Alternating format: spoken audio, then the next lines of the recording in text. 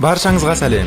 Көп жоғалып кеткен үшін ұрыспаңдар, пожалуйста. Таяқ жемей тұрып, Маймылдар планетасы дейтін трилогияны толығымен айтатын видеомды тыңдап көріңдер, мүмкін ашуларың басылып қалатын шығар. Қарап отырсаңдар, 3 жалпақ тілді бір видеоға сыйдырайын деп отырмын. Бұл ойыншық емес. Ал олай болса, көрмей жатып басатын лайктарыңды дайындай беріңдер, өйткені Казвойс сайрайды. Цезарь дейтін кейіпкер, ол жоқ екен ғой әлі.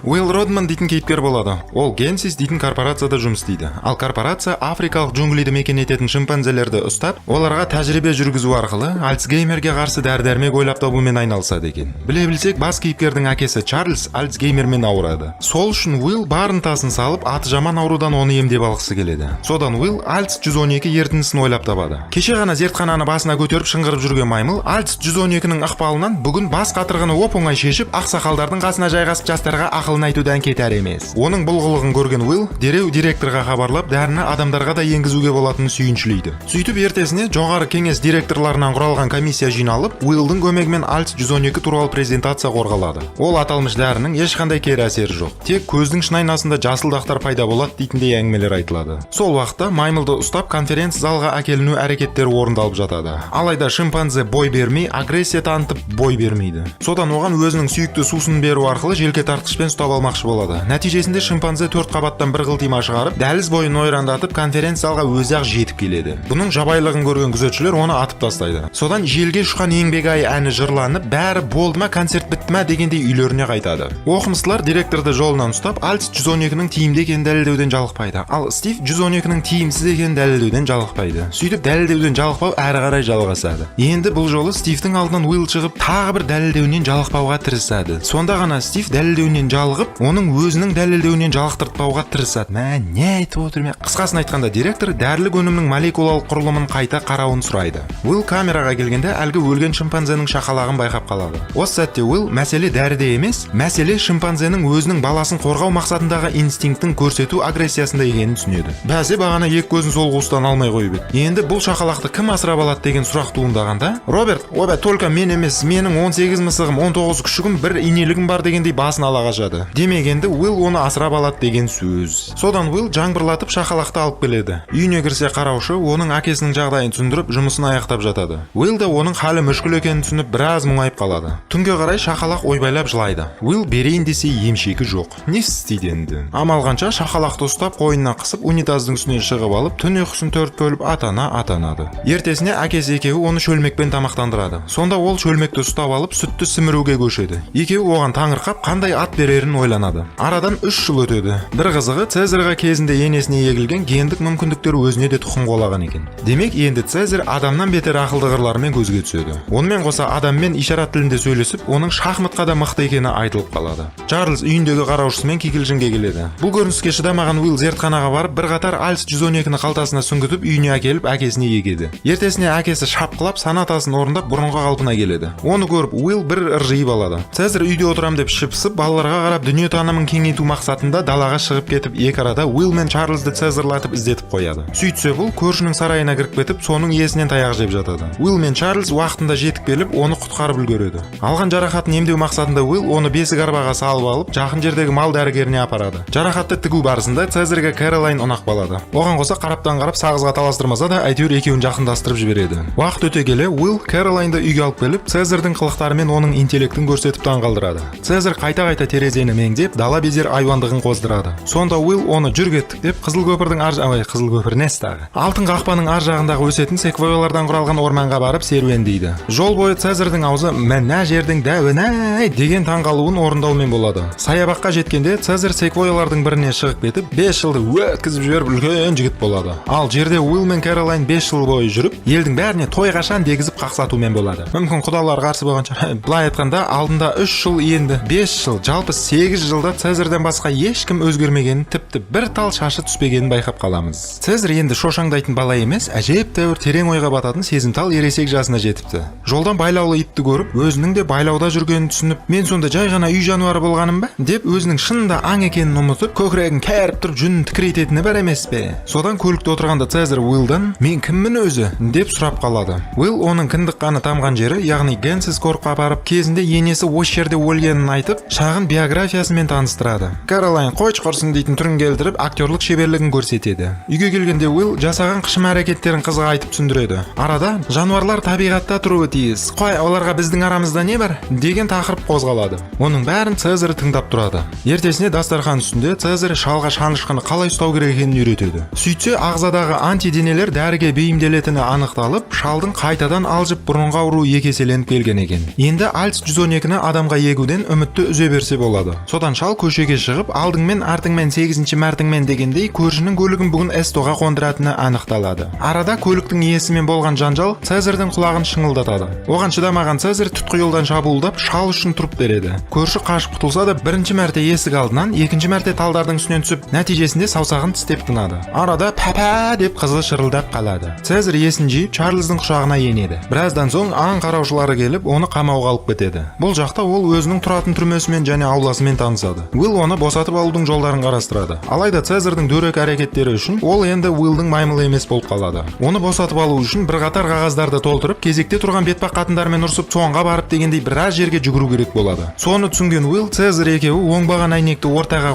қойып, қоштасқым келмейді әуенін жырлап алады. Цезарь ауласымен танысып, осы жерде жалғыз өз мешек көкпар шоу ойнайын ба деп тұрғанда Додж дейтін Малфой оны камерасына әкеп, олай емес екенін көрсетеді. Цезарь бәсесін аузына алып, мына көрініске тап болады. Уилл қағаздарын жинап апелляция беруге тырысады, бірақ одан түк шықпайды. Өйткені сот оны 90 күннен кейін қарастырады екен. Үйіне барса, әкесі барған сайын нашарлап отырғаны Уиллды қатты алаңдатады. Ойлаңдаршы, әкесінен де, Цезарьдан да айырылып, порожнягын құшақтап жатқаннан гөрі өле салған артық емес пе? Содан Уилл Стивпен жолығып, Альц 112-ні әкесіне еккенін және оның адамға маймылдарша әсер етпейтінін айтады. Артынша одан да күшті әрі жылдам әсер ететін 113 штамын ойлап табатынын айтып, Стивті қуантады. Сөйтіп зертханаға тағы бір қатар шимпанзе әкелінеді. Солардың ішінен Копа дейтін шимпанзе көзге түсіп, жаңа 113 дәрісімен осы сыналатын болады. 112 сұйықтық түрінде тамырға егілуші еді, енді 113 бу күйінде тыныс алу жолдарымен енгізілетін болыпты. Операция барысында Копаның жыбырлауынан Роберттің оттегі маскасы шешіліп кетіп, ол 113-тің буымен демалып қояды. Мына жақта Цезарь күнделікті адамдармен бір дастарханда отырып шетін асын ұмытып, енді осындай жем жеуге тура келеді. Оның үстінде басында маймылдың миындай ми жоқ санасыз Додж оған күн көрсетпей Цезарьдің күнін қараңғылатады. Содан Цезарь үйіндегі терезені елестетіп, қабырғаға соны келтіріп жатады. Біраздан соң маймылдарды аулаға шығаратын уақытта келіп жетеді. Цезарь ақырындап қай ауылдан боласың, қай зоопарктан боласың деп маймылдармен сіңісе бастайды. Арадан атамандары шыға келіп, Цезарьге әкіреңдейтінін қайтесің. Артынша не киіп алғасың дейтін төбелес басталып, ағаштың басына өрмелеп өрмекші адамды мазақтап алады. Бұлардың жекпе-жегін Додж тоқтатып, тиісті транквилизаторларын салып камераларына қамайды. Мына жақта Кобаның сынағы сәтті өтіп, өзінің ақылымен мақтанып, тақтаға адамның атын жазады. Оны көрген директор Дану Гүлбану сөзімен аузын толтырады. Уилл бұның қаншалықты ақылды екенін тексеру жұмыстарын бастайды. Осы сәтте Роберт қан түшкіріп кетіп қалады. Цезарь камерада отырып, тілінде сөйлей алатын орангутангпен әңгімелеседі. Осы сәтте екеуі Генсиске тағы бір маймылды алып кеткеніне куә болып, тістерін қайрайды. Ертесіне Уилл мен Кэролайн келіп, Цезарьмен кездеседі. Бұл жолда Уилл оны босатып алмайтынын айтып, Цезарьді мұңайтады. Содан Цезарь олардан үмітін үзе бастайды. Аулаға шыққанда маймылдар бір-бірінің биттерін теріп отқанда, Цезарь жоғары көтеріліп, горилланың қамауда отқанын және күмбезден сығалау арқылы мына жерден қашу керек дейтін ойға келеді. Түнге қарай Додж құрбы-құрдастарын ырбыңдатып осы жерге алып келеді. Осы сәтте Цезарь біреуін шақырып алып, спиннер пышағын тартып алады. Бәрі кеткенде сол пышақпен торлы дәліздің есігін ашып, аулаға шығып горилланы босатады. Көптен бері қамауда тұрған горилла Цезарьге рахметін айтып, қайсы сол әкел бер дегендей болады. Сонда Цезарь атаманды арбап осының алдына алып келеді. Осы сәттен бастап енді Цезарь атамандыққа ие болады. Уилл үйінде отырып әкесіне 113-ті екпекші болады. Бірақ әкесі балам қоя салшы болды дегендей оны тоқтатады. Өкінішке қарай Чарльз ертесіне сырқаттан жан тапсырады. Уилл оны жерлеп болған соң Генсиске барып шимпанзелерге тәжірибе жасалып жатқанын көреді. Кобаның нәтижесіне риза болған Стив бүкіл маймылдарды 113-пен сынау әрекетін орындап, соңында оны адамдарға да пайдаланып, сол арқылы байып кеткісі келіп қомағайланады.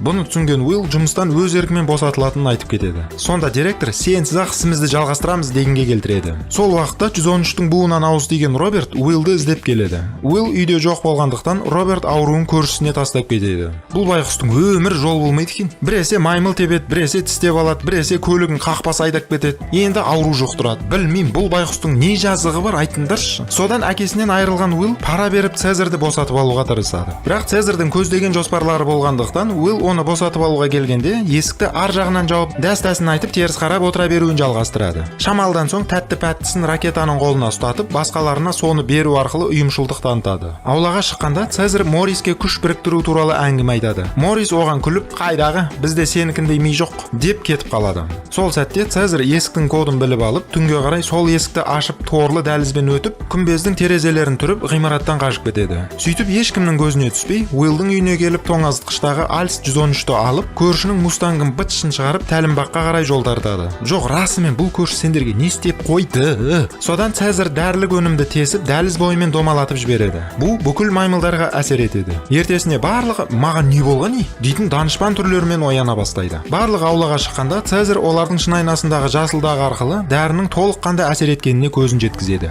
Енді бұл тобыр жай ғана маймыл емес, саналы приматтар десек те болады. Кешке қарай бәрін камераларына қамап жатқанда Цезарь кірмей тұрады. Додж шокермен қаруланып, оны күштеп кіргізбекші болады. Цезарь оның қолынан шокерді жұлып алып, "Атаңның басы" деп жауап қайтарады. Ойнап айтам, "Жоқ, жоқ" деген сөзді дыбыстап, алғаш рет адамша сөйлей бастайды. Оны көрген Родни және басқа да маймылдар аң-таң болып қалады. Сөйтіп Цезарь пәр ұйықтатқан Додж бен Родниді камераға қамап, бәрін босатып жатқанда Додж оянып келіп, шокерін қуаттандырып қоймай қояды. Цезарь "Мәсаған" деп құбыршекпен су шашып, тоққа соғып, оны мәңгіге ұйқыға жібереді. Артынша маймылдардың барлығы, соның ішінде горилла да қамаудан босап, күмбез арқылы сыртқа шыға бастайды. Ал мына жақта әлгі буға уланған Роберт өз пәтерінде өліп жатқаны анықталады. Демек, Альс 113 адамды бір жолата өлтіріп тынатын болып шықты. Таңға жуық Уилл Цезарьдің бөлмесі ашық тұрғанын байқап, тәлімбаққа хабарласады. Тұтқаны ешкім көтермеген соң, Кэролайн екеуі сол жаққа аттанады да, Роднидан бүкіл хабарды естіп, кісі өлімі орын алғанына куә болады. Генсиста Стивтің қомағайлығы қозып, дәрілік өнімдерді сатылымға шығарсам ба деп қояды. Тәлімбаққа Додждың әкесі келіп, соның өлімін бейне бақылаудан бақылайды. Полиция шара қолданып, кісі өлімі жайлы ақпаратпен құлақ қағыс айтып, бүкіл маймылдарды ұстау дейтін бұйрық беріледі. Сол уақытта маймылдар революциясын Сан-Францискодан бастап, хайуанаттар бағында жатқан басқа да маймылдарды босатып, ақшты Маймылстан мемлекетіне өзгертпекші болады. Солай маймылдар Генсисті жаулап алып, тұтқындарын босатады. Оның ішінде Коба да бар екен. Солай директор да Генсистан табыла бергенде, маймылдар оған шабуылдап, жарт жолда ауада еріп кетті ме, әйтеуір Стив аман-есен полицияның тікұшағымен қашып кетеді. Онымен қоса маймылдардың құтырғанын хабарлап, оларды әуеден қыру туралы бұйрығын айтады. Ал полиция осының бұйрығын орындаудан безер емес. Көшеде шимпанзенің бірі қолға түсіп қалады. Оны сіз біздесіп жатып, әйтеуір ракета оны босатып алады. Моррис пен Бак ауыр қаруланып, алдынан шыққан екі патрульді тоқтатады. Сөйтіп билетсіз трамвайға мініп алып, Цезарьдің меңзеуімен алтын қақпа көпіріне қарай бет алады. Бұл жақтан оларды бір қатар ат мінген сақшылар отряды күтіп алып, кептелісте тұрған адамдарды үйіне қайтара бастайды. Алыстан бақылаған Уилл мен Кэролайн олардың секвойя өсетін Мюр орманына жылжып бара жатқанын түсініп қояды. Сөйтіп маймылдар көпірге жеткенде тұман басып айнала көрінбей кетеді. Бұл құбылыс маймылдарға үлкен пайдасын тигізеді. Өйткені алдынан келе жатқан полиция бұларды кері қарай қыспақшы. Цезарь тактикасын қолданып, шимпанзелерді көпірдің үстімен, ал орангутанг отрядын астымен өрмелетіп жібереді. Екі отряд өз ісіне кіріскен соң, өзі гориллаларды қасына алып, полицияға тойтарыс береді. Арада маймылдардан құралған шығындарды байқаймыз. Бірақ адамдардан құралған шығынды Цезарьдің мейірімділігі арқасында байқамаймыз. Содан горилла отряды жабылып жатып, автобустан қалқан құрып, алға қарай жылжып көз алдау әрекетін жасайды. Сол уақытта аспаннан маймыл жауғандай іспетті болып, полицияларды залалсыздандыра бастайды. Цезарь атпен келіп шайқасқа жайғасады. Арасында Бак Цезарьға білдірмей адамдардан бір ғана шығын жасап қоятыны тағы бар. Мына жақта полиция тұрғындарды көпірге жібермей тұрғанда, Кэролайн актерлік шеберлігі арқылы назарды өзіне аударып, Уиллға жол ашып береді. Уилл Цезарьді тоқтатуға келгенде, әуеден Стив отырған тікұшақ көтеріліп Цезарьға қарай оқ жаудырады. Цезарь шынжыр тауып алып, екеуін орап тастайды. Ал Бак Цезарьға "Былай тұрш" деп оларға жетіп алып, пилоттарды тістелеп тікұшақты көпірмен сүйістіріп істен шығарып тастайды. Алайда Бак тапаншадан оқ тосып үлгергендіктен жан тапсырады. Жарадар Стив Цезарьдан көмек сұрап жатқанда, Коба шығып қалып, оны суға итеріп өлтіріп тастайды. Артынша екінші фильмде сендерге әлі зұлымдықты көрсетем деген түрімен әрмен қарай кетіп қалады. Әр қарай барлығын ертіп алып, әлгі орманға қарай бағыт алады. Уилл оларды көлікпен қуып жетіп, Цезарьді іздейді.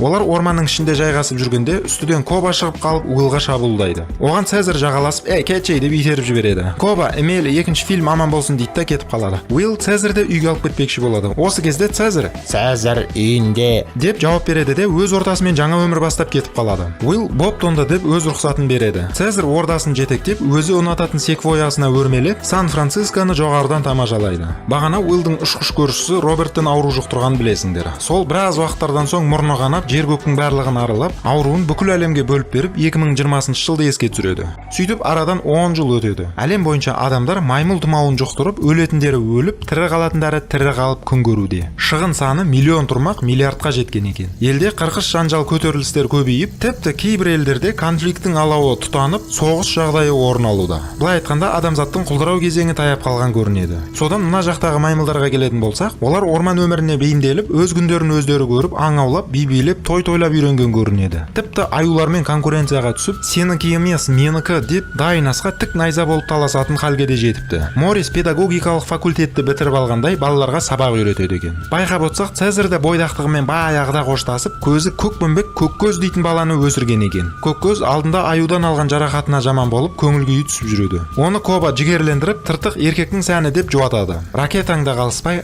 Эш дейтін баласын Көккөздің қасына серік қылып қойғанын да байқауға болады. Уақыт өте келе Цезарьға тағы да бау берік болсын деп айтатын шақта келіп жеткен сияқты. Өйткені Цезарь жоғарыға көтеріліп келіп, әйелі екіншісін босанып жатқанына куә болады. Сөйтіп Көккөзді өзінің інісімен таныстырады. Кешке қарай Цезарь Мориспен адамдардың соңғы уақыттарда көрінбей кеткені жайлы әңгіме айтады. Арасында Морис адамдар жаман, бір-бірімен қырылыса береді деген ойын айтады. Цезарь айналайын, маймылдар да жетісіп тұрған жоқ дегенге келтіреді. Ертесіне Эш пен Көккөз балық аулап келе жатып, бір топ адамдарға кезігіп қалады. Сонда олардың біреуі тапанша шығарып, жүйкесі шыдамай Эшке оқ атады. Ол дауысты естіп, бүкіл ауыл дүрлігіп, оқиға орын алған орынға жетіп келеді. Ракета менің баламды атып тастады деп жынданады. Адамдар біз байқамай қалдық деп ақталады. Сонда Цезарь кетіңдер деп айқай салады. Адамдар жарайды деп келген іздерін санап құри жөнеледі. Коба олардың арттарынан аңдуға аттанады. Адамдар топтағы лидері Дрейфуспен кездесіп, оған маймылдардың сөйлей алатыны жайлы және олардың ақмақ емес екенін түсіндіреді. Біраздан кейін өздерінің үймелеп отыратын колонияларына келеді. Байқап отсаңдар, адамдар вирустың кесірінен деградацияға ұшырағаны соншалық, қаланың көшелеріне шырмауықтар өсіп, шашымды алыңдаршы деп шаштаразды аңсап әбіржеп қалғандары байқалады. Ал адамдардың кейбіреулерінде иммунитет болғандықтан аман қалып, олар барынша тобыр құрып сыртқы әлеммен байланыс құруды көздейді. Алайда адамзат өркениеті өлімсірегендіктен электр көзін тарататын гидроэлектр станциялардың жұмысы тоқтап қалып тұр. Оны қосу үшін орманның ішімен өтіп маймылдармен жанасып, Кобаны жындандырып, Цезарьдің нервысына тиіп, мынау біреу рычагты фук еткізіп төмен түсіру керек. Ал кім барады? Осы сұраққа жауап іздегенше Коба олардың колонияларын біліп алып Цезарьге айтып келеді. Оның арам ойы бойынша адамдар жабылып келіп маймылдарды құртпақшы екен. Сондықтан олар шабуылдамай тұрып өзіміз барып олардың көзін құртайық дейтіндей ойын айтады. Біле білсек, Коба 10 жыл бұрын зертханада оқымыстылардың сынағынан өтіп, адамдарға әбден тісін қайраған болатын. Содан Коба араға от жағып, ракетаның баласына адамдар тарапынан оқ атылғандығы жайлы қышыма әңгіме айтады. Енді адамдардың бәрі бірдей емес қой, көпке топырақ шашпасаш жынды дейтін ой Цезарьдің аузынан доғар деген сөзді шығарады. Оның үстінен Кобаның айтып отқан сөзі мен Цезарьдің қарап отырған суреттері мүлдем сәйкес келмейтінін байқауға да болады. Естеріңде болса, бағана Алекс қолынан сөмкесін түсіріп алған етін. Цезарьдің қарап отырғаны соның ішіндегі қолмен салынған шимай штрих болатын. Артынша Цезарь, егер соғыс бастасақ, жылдар бойы құрған үйімізді, отбасымызды және болашағымызды жоғалтамыз дейтін сабырын білдіреді. Содан ертесіне Азан мен колонияда дабыл қағылады. Сөйтсе Цезарь бастаған атқа мінер маймылдар шұбырып келіп, адамдардың көзіне ал санап алшы деп өз күшін көрсетпекші болып тұрады. Арадан Малкольм суырылып отырып ортаға шығады. Сонда Цезарь соғысты қаламайтынын, бірақ керек болса соғысуға дайын екенін дыбыстап, маймылдар анда, адамдар мұнда дейтін анда-мұнда әңгімесін айтып, сол жаққа аяқ баспауын ескертеді. Содан адамдар қауымы байбаламға салып, колонияны басына көтереді. Дрейфус оларды сабырға шақырып, колонияда қарудың көп екенін, тіпті танктың бар екенін хабарлайды. Артынша жанармайдың 2 аптадан соң сарқылатынын ескертеді. Алайда гидроэлектростанцияға қол жеткізіп, сыртқы әлеммен бөлісу туралы үмітін айтып, әлгі газге кім барады дейтін сұрағымен басын қатырады. Біраздан соң Малкольм Цезарьдің ақылы адамдыкінен асатынын түсініп, маймылдармен ақылдасып газды қосуға аттанбақшы болады. Дрейфус оған 3 күн береді. Егер 3 күнде Малкольм газды қосып үлгермесе, шабуылды бастап кетеміз дегендей шарт қояды. Бір қызығы, Малкольммен бірге әлгі өз-өзіне бекем бола алмай, Эшке оқ атқан қалтыраңқол Карверде баруы керек. Өйткені сол ғана газдың құрылымы жайлы хабардар екен. Содан Малкольм, оның әйелі Элли, оның баласы Алекс, жүйкесі жұқарған Карвер және тағы 2 адам баратын болып шешіп, сол жақтан табылады. Малкольм маймылдардың ордасына келіп, оларға беріліп, Цезарьға газдың қалай жұмыс істейтінін көрсетеді. Артынша барлығы ағаштармен ілініп келіп, адамдардан қару-жарақтарын тартып алып, ракетаға сындыртады. Ал өздерін қалдыратын болып шешті. Уақыт өте келе күдікшіл Коба, адамдарға не үшін көмектесеміз? Олар деген орындап алған соң бізді құртып тастайды. Сол үшін олардың әлсіз кезін пайдаланып қырып тастайық дейтін арам ойын айтады. Цезарь, қой көтің қыса ғой деп оның сөзін аузынан тауып береді. Қайтсын кетсін енді ол адамдардан тек жаман нәрсе үйренсе. Содан түнге қарай алтау лагерь құрып от жағып отырады. Әңгіме арасында маймылдар мықты. Өйткені олар жарықсыз, жылусыз, газсыз, былай айтқанда көмірсулу газсыз өмір сүре алатыны айтылып, осы сәтте Карвер маймылдарды кінәлап, оларды жек көретінін білдіреді. Әлли олардың сөзін сөйлеп, бәрін қышытқан оқымыстылар екенін ескертеді. Оған қоса Малкольмнің қызы мен әйелі өліп, қасындағы екеуі оның жаңа отбасы екені анықталады. Жатарда Малкольм осының бәрін Алекс үшін істеп жүргенін түсіндіріп, оның бақытты балалық шағын қайтарғысы келеді. Мына жақта Цезарь Корнелияның қасына жатып, оның ауыр демалып жатқанын байқайды. Азанда Моррис палатканың сыртынан үңіліп, Алекстің кітабына көзі түсіп тұрады. Сәлден соң Цезарь, Моррис, Ракета, Көккөз төртеуі аттарына отырып, адамдардың әрекетін аңдуға кіріседі. Арада Кобаның жоқ екені байқалады. Ал ол қасына екі досын ертіп алып, адамдарға күдіктенуін жалғастырады. Сөйтіп олар атып жаттығып жатқан екі мергенге тап болып, қару-жарақ сақталатын қойманың ішіне кіре бергенде, арттарынан екі мерген келіп қалады. Сонда Коба жаман түрмен жақындап келіп, қарапайым маймылдарша жынды бола қалып,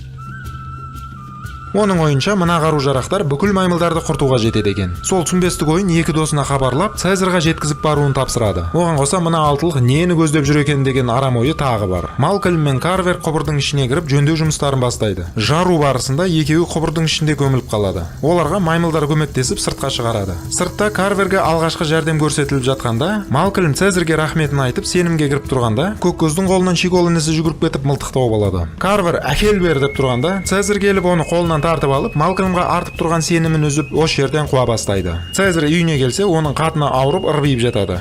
Міне маймылдар неге әлсіз екен дейміз де, Малкольм мен Эллиді шақырамыз. Элли оған дәрі беріп көмектескісі келетінін білдіреді. Сонда Цезарь Малкольмға тағы бір күн беріп, оған өзі көмектесетін болып шешеді. Ол үшін мына истеричканы оңашаландырып, көлікке қамап қою керек. Сол себепті истеричка оңашаланып көлікке қамалады. Сол уақытта Коба келіп Цезарьді іздей бастайды. Оның адамдармен екенін түсінген Коба ашуланып, сен адамдарға жақсың, сен маймылдарға жақ емессің деген әңгімесін бастағанда, Цезарь ашуланып Кобаның бытышын шығарып кешірім сұратады. Коба ашуланып кетіп қалады да, қоймадағы қару жайлы тағы бір арам ойын қышытады. Мына болған жағдайдан соң Көккөз де адамдардан көңілі қалып, Кобаны жақтап, әкесінің адамдарды қолдап жүргенін түсінгісі келмей тұрып кетіп қалады. Осы кезде оның қасына Коба жайғасып, адамдардың қауіпті екенін миына құйып, оны ақырындап азғыра бастайды. Ертесіне Моррис Алекс жатқан палатаға келеді. Алекс әлгі оның көздеген кітабын алып шығып, оған сөздер үйретіп отырады. Оны көрген Малкольм мен Элли мәз болып, баласының адамгершілігіне риза болып қалады. Мына жақта екі мерген оқ өтпейтін хаммерді атып шынығудан жалығар емес. Бір кезде Коба аунап-аунап келіп, әртістігін көрсетіп, қастарына жақындап оларды күлдіреді. Сөйтіп күлгенге күле бағып отырғанда, Коба винтовканы тартып алып, біреуін атады да, артынша екіншісінде атып тастайды. Сөйтіп екі досын қаруландырып, орман жаққа шауып кетеді. Малкольм гэстің бұрандаларын бұрап, көптен бері көрмеген электр жарығының жанғанына куә болады. Арада музыка қосылып, көптен бері тыңдамаған әуендерін тыңдап алады. Цезарьдің бойынан да ностальгия шошаң етіп, Малкольмға сенім қолын береді де, барлығын жоғарыға алып шығып, Сан-Францискодағы жарық көздерін көрсетеді. Астыда Коба оңашада отырған Карверді өлтіріп тастайды. Цезарь сауығып кеткен әйелінің қасына келіп отбасымен тұрғанда, астынан қару ұстаған Коба пайда болады да, Цезарьді атып төмен құлатады. Артынша достарына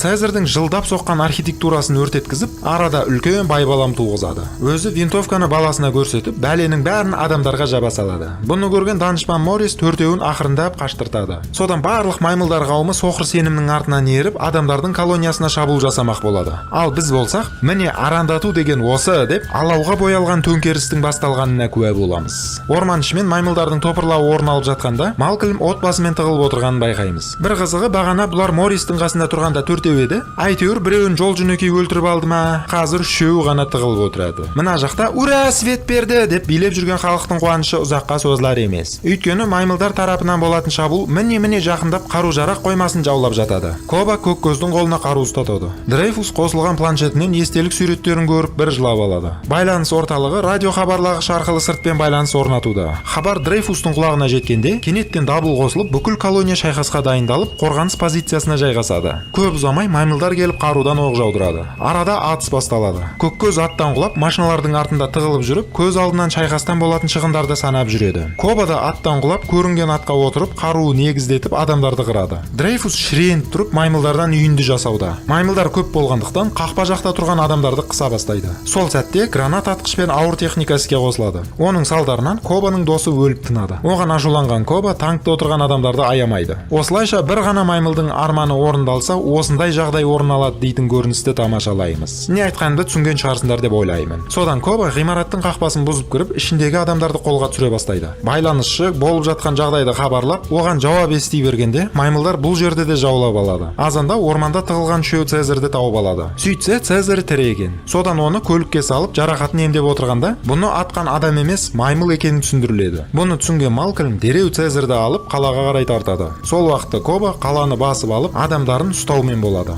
Бағынбағандарды, мысалы ракетаның баласы Эшті биікке алып шығып төмен тастап өлтіріп, енді Цезарь жоқ, енді басшыларың Коба деп таққа отыруға дайын екенін айтады. Бұны көрген Көккөз ақырындап Кобадан көңілі қала бастайды. Цезарь өзінің шигол кезінде өскен үйін тауып, осы жерде кідіруді жөн көреді. Ішіне кірген соң Цезарьдің жарақатын емдеу үшін хирургиялық аспаптар керек екені анықталады. Бірақ ол аспаптар колонияда орналасқан. Ал ол жақ не болып жатқанын өздерің де көрдіңдер. Енді сол аспаптарды алып келуге Малкольм аттанатын болып шешті. Коба ұстаған адамдарын торға қамап, өзінің қамауда болған несіне түсіріп, қамауда болған қалай екенін деп адамдардан кегін алып тұрады. Олардың ішінде Цезарьді қолдаушы халық жауы атанған данышпан Морис пен Ракета да бар екен. Оны көрген Көккөз екі ойлы болып, қай жақтың тәрбиесі дұрыс, қайсысы бұрыс дегенде есі ауып қалады. Малкольм көзге түспей шиқылдаған маймылдардың арасынан білінбей жатып, Цезарьға керек жарақтардың бәрін сөмкесіне сырғытады. Шығып бара жатқанда есі ауып жүрген Көккөздің көзіне түсіп, Цезарьдің тірі екенін жеткізеді. Көккөз «Қойшы!» деп шын өтірігін тексеру мақсатымен Малкольммен бірге осы жерге жетіп келеді. Цезарь оған Кобаның жалмауыз екенін түсіндіреді. Көккөз білем дегендей, басқа маймылдар Кобаға қорыққаннан бағынып жүргенін және Цезарьға зар болып жүргенін баяндайды. Ота аман-есен жасалып болған соң, Цезарь есін жиып баласына шигол кезін көрсетеді. Онымен қоса адамдар мен маймылдардың арасында да бір шіріген жұмыртқа табылатын және мына жақтікі дұрыс, мына жақтікі бұрыс дейтіндей таяз ой эволюцияны байлап қоятынын айтып түсіндіреді. Артынша Кобаның жауыздығын естіп тісін қайрай бастайды. Осы сәтте Көккөз бірінші сөзін айтып, «Папа, сен жата берсеш, мен өзім барып қатырам» дегенге келтіреді. Біраздан соң Цезарьді жақтаушылар автобуста кісенде отырғанда, Көккөз бұларға белгі беріп, күзетші маймылдардың көздерін аулап, оларды ұстап тұрып, автобуста әрі-бері шайқап аудару арқылы кісеннен босап алады. Қараптан қарап, адамдар да босанып алады. Түнге қарай Цезарь видеокамераны тауып алып, өзінің Уиллмен тұрған кезіндегі қызықтарды көріп, көз жасын сығып алады. Ол жайында Малкольммен де бөлісіп, Уиллдің жақсы адам екенін айтып, оны Малкольмға ұқсатады. Сөйтіп отырғанда Көккөз Морис пен Ракета бастаған маймылдарды осы жерге ертіп келіп, Цезарьмен қош көрседі де, Коба орманда қалған ұрғашы маймылдар мен балаларға жасақ жібергені жайлы ақпаратымен бөліседі. Сәлден соң барлығы метро арқылы мұнараға жетіп алады. Малкольм Дрейфуспен кездеседі. Цезарь мұнараның үстіне шығып, Кобамен жекпе-жекке түсіп атамандыққа таласады. Дрейфустың ойы мына тұрған C4 жарғыштарымен үстінде отырған маймылдарды бір жолата өлтіру екен. Малкольм Цезарьмен бірге біраз уақыт өткізгендіктен, оның жағдайын түсініп, оларға уақыт ұтып беру мақсатында қолына қару алып, Дрейфустың геноцидін тоқтатуға кіріседі. Үстінде айуан шайқасы орын алуда. Коба алғашқы жарақатын алады. Әрі қарай Цезарь оның жарақатына соққы жасау арқылы жеңіске бір қадам жасап төбелесуін жалғастырады. Астында байланысшы әскери бригадамен байланысып, енді олар осы жаққа көмекке келе жатқаны айтылады.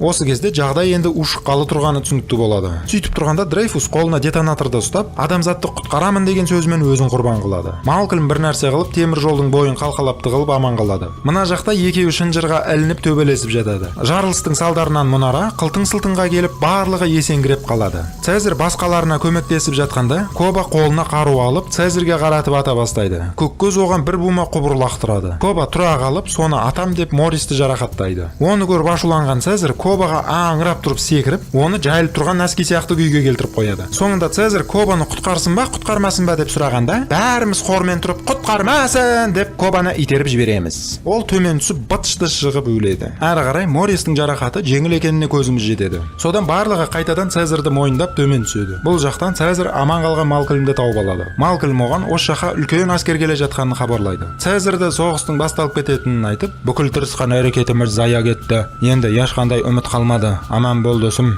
деп үшінші фильмнің сюжетін жазып екеуі қоштасады. Ал фильм бізді енді маймылдар мен адамдардың соғысы өршитін үшінші фильмді күтуге шақырып, бүкіл маймылдардың үміті енді Цезарьде екенін нақтылап көрсетеді. Арадан 2 жыл өтеді. Дрейфустың хабарламасынан соң адамдар мен маймылдар арасында соғыс өршіп кетеді. Адамдар барынша күш салып маймылдарды түбегейлі жоюға тырысады. Цезарь өзінің жүнге біткен халқын алып, Ну орманның ішіне кіріп тығылу үстінде. Адамдар қауымы да қарап жүрмей бірқатар шимпанзе мен гориллаларды өздеріне қаратып, жүн туыстарына қарсы шабуыл жасап үйретіп алған екен. Солайша орман ішінде бір отряд маймылдардың мекенін тауып келіп, арбалет арқылы үнін шығармай бір-екі маймылды өлтіріп, әрі қарай үнін шығарып, гранат атқышпен басқаларын қырады. Арада шағын атыс көріністері орын алады. Оны байқаған жетеркүл маймыл өзінің жасақтарын шақырып келіп, адамдарға найзамен жаңбыр жауғызады. Оның бәрін сатқын горилла аңдып тұрады. Бір кезде маймылдар жақтан жаңбырдың басқа түрі жауа бастайды. Осы сәтте адамдар ойбай, біз мұндайды күткен жоқ едік қой деп көптен қырылуды жөн көреді. Маймылдар аман қалған 4 адамды және Саттыбекті Цезарьдың алдына апарады. Цезарь оларға соғысты бастаған мен емес, ол оңбаған Коба ғой дейтін ақталуын айтып қалады. Ал сатқын маймылдар кезінде Кобаны жақтаушы болып табылатыны тағы бар. Коба өлген соң сатқындар Цезарьдың билігі қайта жанданғанын байқап, адамдар жағына сатылып кеткені анықталады. Сөйтіп тұтқында тұрған төртеуі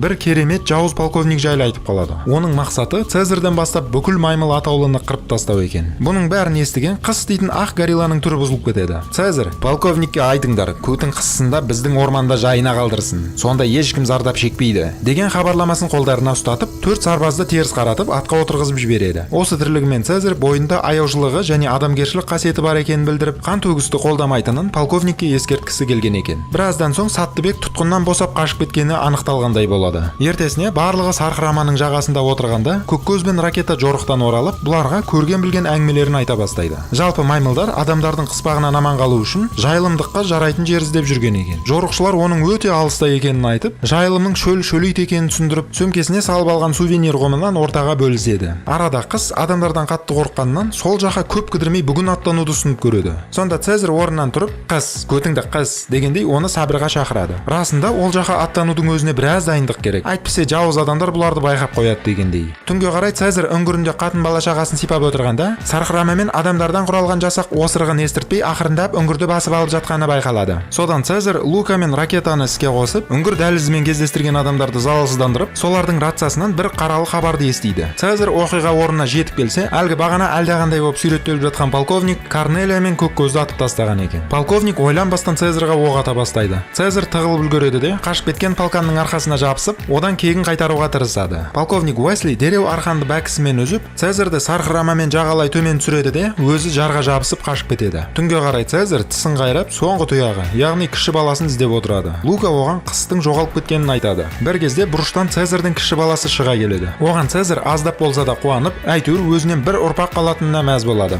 Ертесіне Цезарь халқына бұл жердің қауіпті екенін және Уэслидің жасақтары тағы бір айналып келетінін айтып түсіндіреді де, аттарын саптап, оларды әлгі жорықтан көріп келген жаңа аймаққа аттануына дайындайды. Өзі полковник Уэслидің көзін алдап, халқының көзге түспей қашып кетуіне уақыт ұтып беруге кіріседі. Онымен қоса кеудесін жарып бара жатқан полковниктан кек алу ойы Цезарьдің ең негізгі нәпсісі болып табылатыны тағы бар. Сөйтіп Цезарь жолда келе жатқанда артынан Морис, Лука және Ракета жайғасып, "Біз де барамыз" деп Цезарьді квартеттендіреді. Біраз жол жүрген соң төртеуі жағалауда орналасқан бір қатар лашықтарды байқайды. Бұл жақтан банк жауып отын тасып қысқа дайындалып жатқан адамды кездестіреді. Алайда байқұс адам қорғанам деп тапаншасын ала бергенде, Цезарьдің арқасында ол қыстың қызығын көрмейтін болады. Артынша төртеуі керек жарақтарын алып жатып, сөйлей алмайтын қызды байқап қалады. Морис оны ойнатам деп екі арада қызға бауыр басып қалады. Уақыт өте келе төртеуі сапарларын жалғастырады. Сонда қызға қарайтын адамның жоқ екені анықталып, Морис оны өзімен бірге алып кеткісі кеп тұрады. Цезарь мейлі дейді да оны өздерімен бірге алып кетеді. Біраздан кейін төртеуі Уэслидің лагерін көріп, сол жерден қыстың сатылып кеткенін байқап қалады. Цезарь, Лука және Ракета үшеуі қысты қоршап алып, одан полковниктің қайда екенін сұрайды.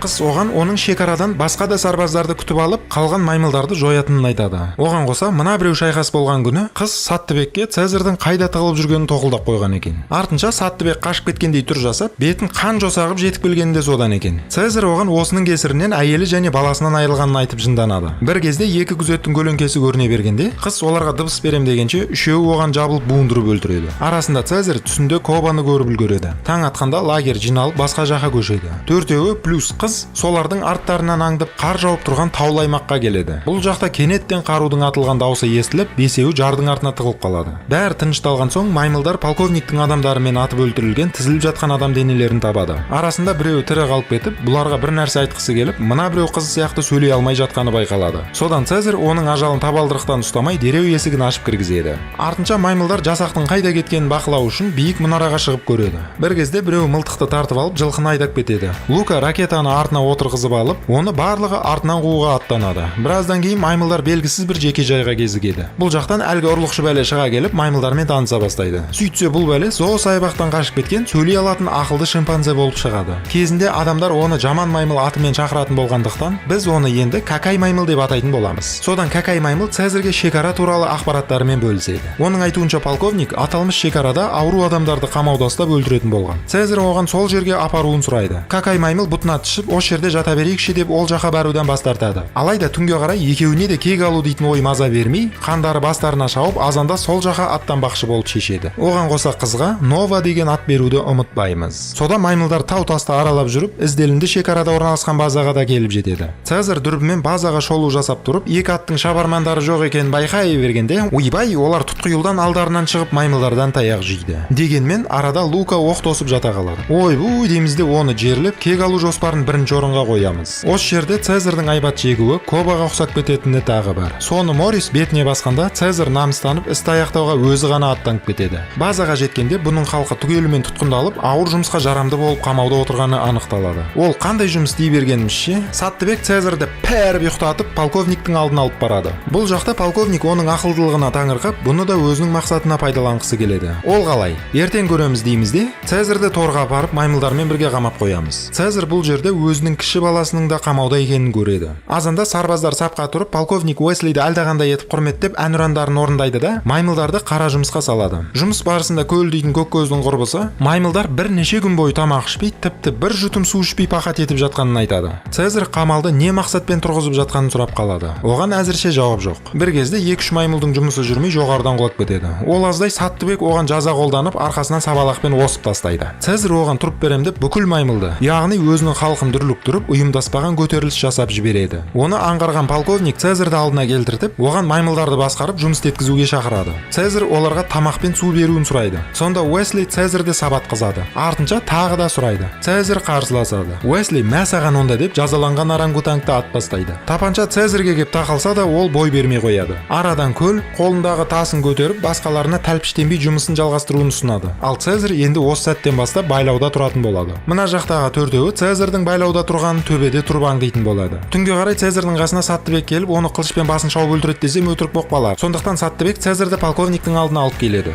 Осы Саттыбектің Цезарьді полковниктің алдына апарудан басқа жұмысы жоқ қой деймін. Содан Цезарь маймылдарға ас беруін сұрайды. Оған қоса бұл жер адамдар тарапынан бір шабуылға дайындалып жатқанын да әңгіме қылады. Сөйтсе вирус екінші фильмнен соң мутацияға ұшырап, енді ол адамдарды өлтірмейді, бірақ ақыл есі деградацияға ұшырап, былай айтқанда адамдар малға айналатын болған екен. Оған мысал, сөйлей алмай қалған Нова мен бағанаға атылып кеткен сарбаздарды айтсақ болады. Егер осылай жалғаса берсе, маймылдар жер бетін басып алып, адамдар солардың мәңіреген малына, тышқақ лағына айналып тынуы мүмкін дегендей, полковник бүкіл вирус жұқтырған науқас адамдарды, тіпті баласын өлтіріп адамзатты сақтап қалуға әрекет жасау арқылы зұлым атанған екен. Кейіннен сарбаздарына да науқас туыстарын өлтіруге бұйрық берген. Қарсы шыққандардың бастарын шауып тастап отырған. Солардың ішінен тек біреуін ғана аман алып қалып, солтүстіктен келетін жасаққа аттандырып жіберген. Ол барып, полковник қуып кетті, дереу оны тоқтату керек дейтін хабарламасын жеткізіп барған екен. Сондықтан полковник қонақ күтіп, осылай дастархан жайып отырғаны анықталады. Артынша Цезарьдың баласын байқамай өлтіріп қойғанын айтады. Алайда жасаған тірлігіне өкінбейтінін, өйткені ол өскенде маймылдардың өркендеуіне жағдай жасайтынын тұжырымдап, көк көзді өлтіргеніне қуанышын білдіріп, Цезарьді ашуға булықтырады. Соңында бұл соғысты полковник киелі соғыс деп айтатынын қайтесің. Содан Цезарьді қайтадан байлап қояды. Мына жақта төртеуі жақын келіп аңдып тұрады. Какай маймыл жүйкесі сыр беріп артқа қарай қаша бергенде, аяғы бір қуысқа кіріп кеткенін байқаймыз. Сөйтсе ол базадан тарайтын кәрі жүйесі болып шығады. Біраздан соң полковник не де болса маймылдарға жем мен су беруді шешеді. Саттыбек шелекпен Цезарьді суғармақшы болады да, нәтижесінде үстіне құйып жіберіп, байқұсты аязда одан бетер дірілдетеді. Морис пен Ракета кәріздің ішін зерттеп жүріп, базаның ауласынан бір тесік тауып алады. Нова мен Какай маймыл кейін шегініп, Цезарьдың осындай халін көріп, Нова оған көмектесу мақсатында базаға қарай қадам басады. Түнге қарай Цезарьдың көзіне менің артынан ер дейтін дауыспен Кобаның кейпі елестейді. Сөйтсе Саттыбек келіп оны босатып торға қамап қояды.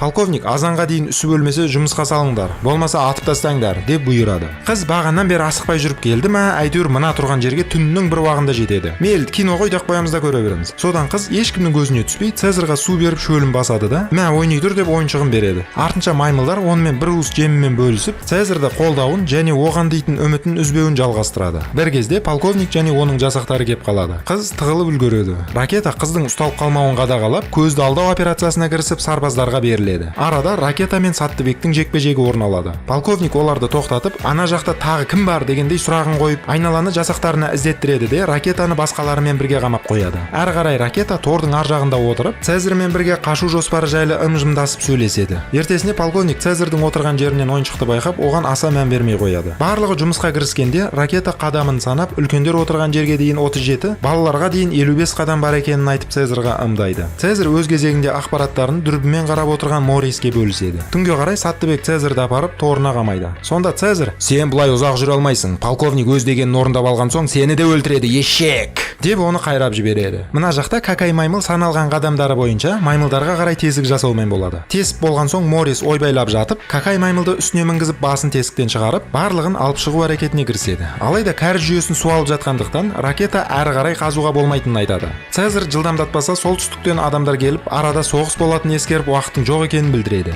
Содан Цезарь жоспарын өзгертуге кіріседі. Ол қалай десеңдер, төбеде тұрған кезекші күзеттің басына боқ жағып, оны төмен түсіріп аламыз да, тағы бір порция боқ лақтырып, тесікке тартып кіргізіп кілтін алып аламыз. Ары қарай маймылдар қаруланып, атаман Цезарды босатып алады да, балаларды қамауда ұстап отырған торға барып, шиголдарды босатады. Арасында Цезардың баласы шығып, папа деп әкесімен қош көрісетін жері бар. Сөйтіп балаларды Морис туннельмен күтіп алып, қауіпсіз жерге көшіре бастайды. Үлкендер Сымарқанмен әуе жағалап табан жалтыратады. Бәрі стылып болған соң, енді Цезардың Кобаны түсінетін арам ойы, яғни кек алу нәпсісі қоза бастайды. Маймылдардың барлығы қауіпсіз жерге жеткенде, әлгі күтіп отырған қонақтарымыз да келіп, базаға оқ жаудырады. Цезарь шеттерді жағалап, полковниктің жатқан жеріне қарай ұмтылады. Бірақ оның шығатын түрі жоқ. Не оқпалды дей бергенімізше, ол байғұста Нованың ойыншығынан вирус жұқтырып, өзі де ырбиып сөйлей алмай қалған екен. Цезарь тапаншасын алып оқтала бергенде, өзі де оған қарсы емес екенін білдіріп, барынша Цезардың қолынан өлуге тырысады. Цезарь әр оқталып, бер оқталып, керек болса өзің өліп ал дегендей, оны ажалмен оңашада тастап кетеді. Әрі қарай тапаншаның дыбысы шығады. Осы жерінде полковниктің өлгені түсінікті болады. Артқы фонда тікұшақтар құлап жарылып жатады. Қашып үлгермеген маймылдар оққа тосылып азая бастайды. Оны көрген Саттыбек маймылдарды бекер сатыппын деген терең ойға кетеді. Цезарды сарбаздар көріп қойып, оған оқ ата бастайды. Ол қолына бірнеше гранаталарды ұстап, ақштың өртенген жалауымен төмен түсіп қаша бастайды. Жерге түскенде оны арбалет ұстаған притчер атып құлатады. Саттыбек оны соңғы сәтте аман алып қалып, маймылгершілігін көрсетіп, басымен оқ тосып жата қалады. Ары қарай Цезарь гранатаның көмегімен қамалды жарып, барлығын қырып тастайды. Енді Цезарьге мына біреу шиқылдап жарлайын деп тұрған цистернадан қашу керек болады. Нәтижесінде шиқылдап қайнап тұрған цистерна жарылады. Айнала отқа боялып, Цезарь жер астын паналап тығылады. Бәрі тынышталған соң, солтүстіктен келетін сарбаз шұбырып, солтүстіктен келеді. Олар жеңісін тойлап тұрғанда Цезарды көріп қалып, оны атпақшы болады. Алайда жарылыстан туындаған қар көшкіні, бер қараңдар деп назарын өзіне бұрады. Сөйтіп бәрі қашпаққа салады. Какай маймыл қашудың не екенін ұмытып, бұл көріністі қызықтап тұратыны қалай кетті. Маймылдардың көпшілігі талдардың үстін пана қылады. Қар базаны быт-шыт қылады. Қашқан сарбаздар қарға көміліп быт-шыт болады. Цезарь талдан талға секіріп, әйтеуір биіктігін тауып аман қалады. Уақыт өте келе барлығы дінаман екені белгілі болып, көздеген миграциясын жалғастырып, өздеріне қолайлы орнын тауып келеді. Өкінішке қарай Цезардың ауыр жарақаты мәз емес. Содан ол соңғы демі қалғанша Мориспен қоштасады. Морис көзіне жас алып, баласына кейін әкесі қандай маймыл болғанын айтатынымен ант етеді. Солайша Цезардың заманы да аяқталады. Әрі қарай 300 жылдан кейін маймылдар қандай өркениетке ие болатынын және бұл заманда адамдардың орны қайда екенін келесі видеоларымның бірінде айтып қалармын. Әйтеуір келесі жылы емес. Уайымдамаңдар.